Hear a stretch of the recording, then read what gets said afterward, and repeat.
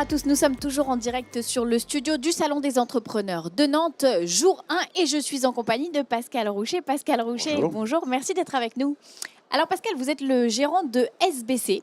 Est-ce que vous pouvez nous dire ce qu'est SBC? Alors SBC, c'est une entreprise industrielle qui est basée tout près de Nantes.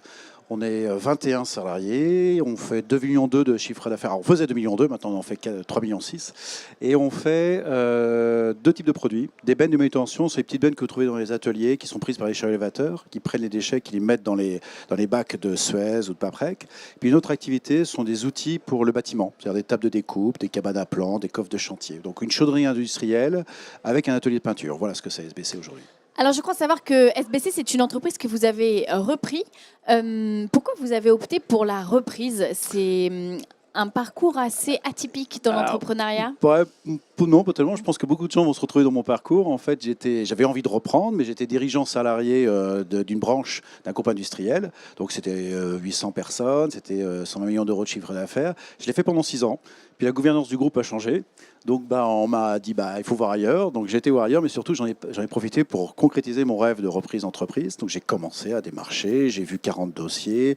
J'ai rencontré 16 cédants. Et puis, mon choix s'est porté sur SBC.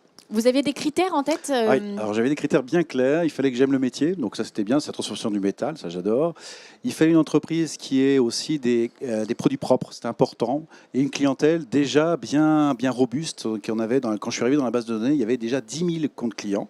L'entreprise était assez âgée, puisqu'elle avait 30 ans, donc c'était plutôt bien, elle était bien positionnée sur son marché.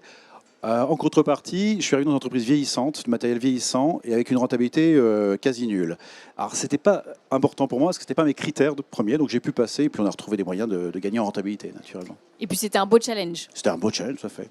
Comment convainc-t-on le cédant que l'on est la bonne personne? Alors, il faut être choisi. C'est-à-dire il y a une espèce d'approche.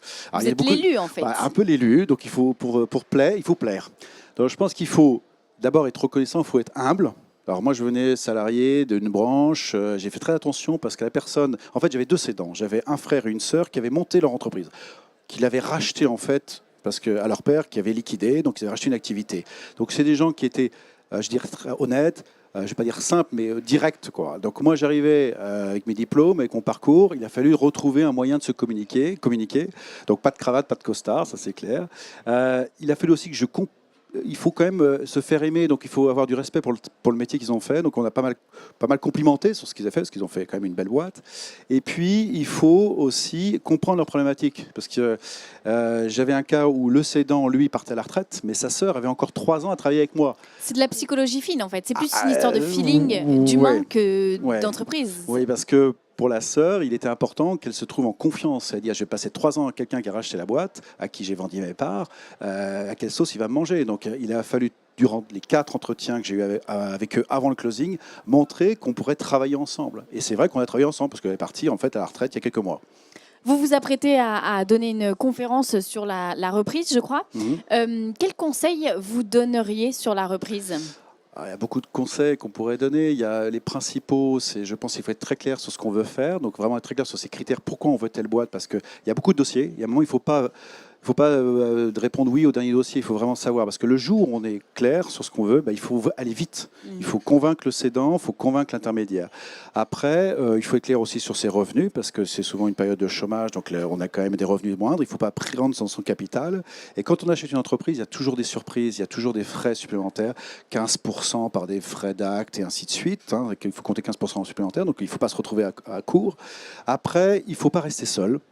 Mais ça, c'est valable pour tout, oui, pour la reprise. Mais là, particulièrement, parce que vous prenez souvent, d'abord, pour ceux qui étaient salariés avant et se retrouvent au chômage, pour moi, c'est la première fois, donc c'est un peu dur. Et puis après, vous vous retrouvez seul, parce que vous vendez. Personne ne vous attend pour une boîte. Vous êtes obligé de plaire aux intermédiaires, de plaire aux banquiers, de plaire aux futurs cédants. Donc il faut savoir aussi s'entourer de gens qui ont les mêmes problématiques pour pouvoir passer cette étape.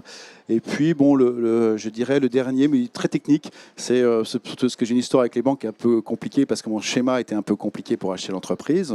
Petit conseil pratique, il faut contacter beaucoup de banques parce qu'elles sont un peu déconnectées, elles ne sont pas au même rythme, ce qui fait que j'en ai contacté 10. Elles n'aiment pas prendre de risques non plus. Elles savent, mais il faut bien leur expliquer. Et elles ne sont pas très rapides. Moi, j'avais donné 18 jours pour répondre à mon dossier parce que j'ai très pressé. J'ai racheté l'entreprise en 4 mois. Donc, il fallait absolument qu'ils me donnent leur approbation pour les prêts. J'ai constaté 10 banques. Il y en a 2 qui ont compris ce que je voulais parce que, en fait, je n'ai pas racheté les parts sociales. Je n'ai pas utilisé leurs prêts pour acheter les parts sociales. J'ai racheté les prêts pour acheter les bâtiments. Donc, j'ai reporté mon prêt, non pas sur 7 ans, mais sur 15 ans, ce qui était bien en trésorerie, mais il a fallu quand même leur expliquer. Et là, 2 ont répondu. Une m'a lâché à 3 jours du closing en me disant « Non, monsieur Rocher, vous aurez une garantie personnelle », ce que je ne voulais pas. Mais par contre, l'autre est restée et je travaille toujours avec elle puisque maintenant, j'en suis à mon 2e emprunt avec elle. Voilà. Merci beaucoup Pascal Rocher pour j'en perds mes mots, pour votre intervention sur le plateau du studio. On se retrouve très vite sur ce même plateau. Quant à vous, belle plénière. Merci beaucoup. Merci.